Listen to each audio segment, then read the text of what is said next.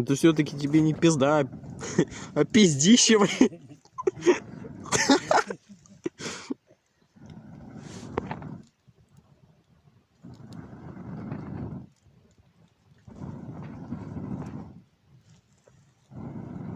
Ну, жар наберет, он будет гореть.